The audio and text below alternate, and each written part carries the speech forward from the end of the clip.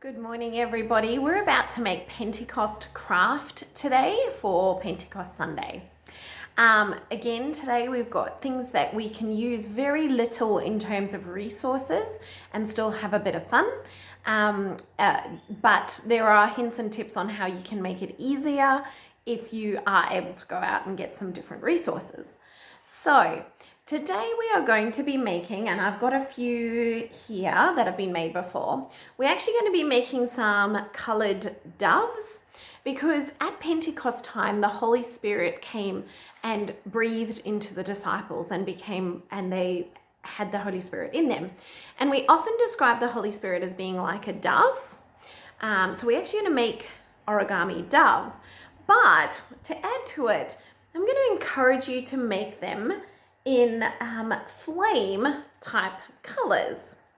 So boys and girls, this is because the description in the gospel reading of Pentecost is that it came like tongues of flames, tongues of fire on the disciples' heads. So we're kind of combining the two into one craft activity. Okay, let's get started. I'm going to move the camera down to my page. My page has actually already got a lot of the folds in it, partly because I'm new to folding these, so I needed to kind of practice a few times. So bear with me, but here we go. All right. So as you can see, I used an A4 sheet of paper like I do usually in Sunday school. And basically you get your A4 sheet of paper, you fold it in half diagonally, and then you trim off the bottom, and that gives you a square. So you need a square. Then because I didn't want to go out and, because I didn't want to say that you needed to go out to get yellow, orange or red paper, I decided to color in white paper, and I actually then was able to use an ombre type look where I went from red through orange into yellow. So you can do that, or you can use colored paper to make your doves, up to you how you want to do it. But this is how we fold it. So we've got our square. We're going to fold that square in half, just like you did to actually create the square. So we've got a triangle. Now remember, with origami, always doing it as carefully as you can, getting the points as close to the right spots as possible and folding the folds in quite well. Then you're going to take a little section up from the bottom and fold that down really firmly. Okay, so we've got it looking a little bit like a sailor's hat at this point in time. All right, then you're going to fold down you're going to flip the whole thing over so that you can't see the folded up bit. And you're going to fold down just a single flap. Okay, now take note, we haven't really folded it all the way down to match up with that. And we haven't only taken it down as far as there. We've kind of gone somewhere in the middle.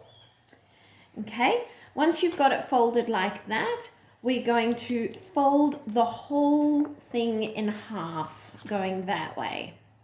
Okay, now this smaller section here, which in mine is a reddier color, that's actually going to become the beak. Okay, and this is going to be the back of our dove. All right, and then all we need to do is fold that section back on itself a little way, and that section to match up. So we've now got our main bird shape. Okay, and I keep looking at the other ones. And then you're going to tuck in this beak to create a beak. Now, when I've done them, some of them have looked a bit odd. Some of them, you just kind of have to fidget it around a little bit. But there you go. There's my pigeon. So it's a fire pigeon. And it looks really cool, especially with the ombre type colors in them. Though, obviously, the other ones look really amazing too. All right, I'm going to lift you back up to have a look at me now. So I'm going to actually press pause on the video because so Dee made all of these with some help from somebody else. And she has done a beautiful decoration within the church. And so if you have a look at our service online, you'll actually see some of that in the background, and it looks amazing. But she came and delivered some to me because they had spares. So I thought, well, I'm going to move my craft on a little bit.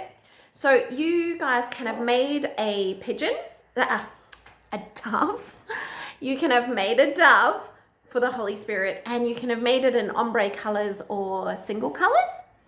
But there's another step which you can then do if you're really enjoying the folding and it's giving you some peace, which is what the Holy Spirit's supposed to bring you. You can maybe do this next part. Okay, so for this next part, you're going to need a few more things. And I just went and found them around my house. But you'll need to make sure that you can either find some or go out and get some. So the first thing you're going to need is a hanger, just a coat hanger. This is an old one of ours, and I found a yellow one, which I thought was pretty cool because we're working with yellow, orange, and red.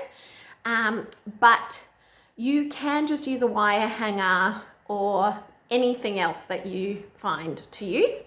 So a hanger. You're going to need a hole puncher. Now, I'm delighted that I found my single hole puncher because we're only going to need single holes, but you can use just a normal hole puncher, or you could even use a pencil probably to push a hole through.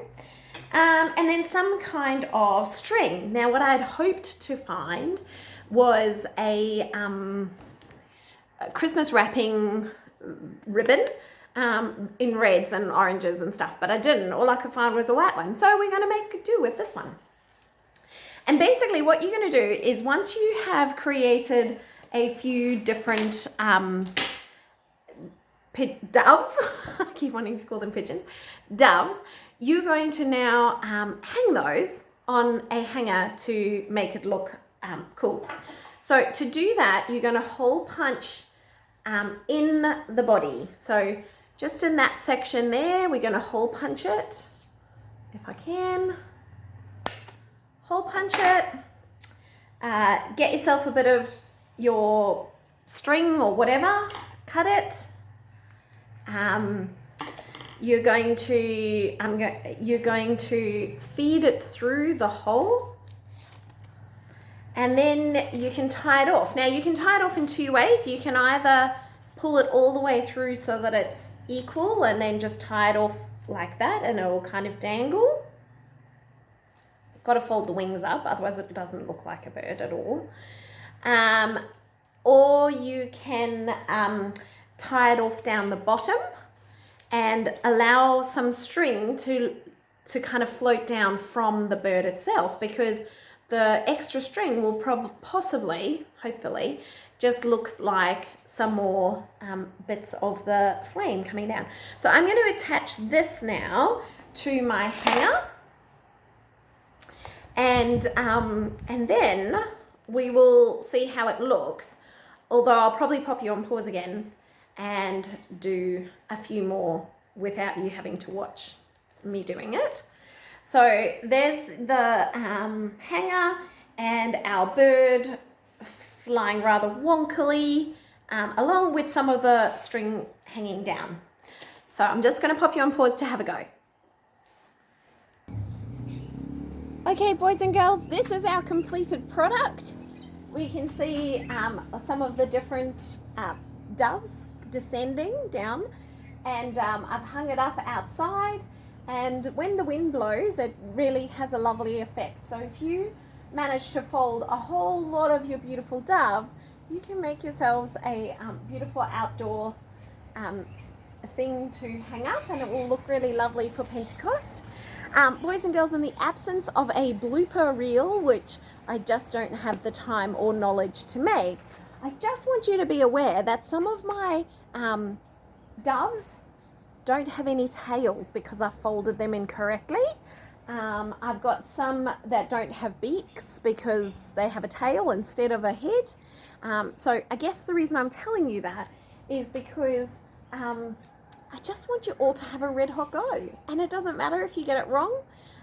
It's going to look amazing once you've got a whole lot of ribbon and a whole bunch of colour to be seen. So boys and girls, I hope you have a really fun time making those doves and they will look amazing. So I'd love to see some photographs of anything that you've made, even if they are tailless doves or faceless doves or whatever you land up making if you make a mistake. Or you can send me perfect ones and I'd love to see them too.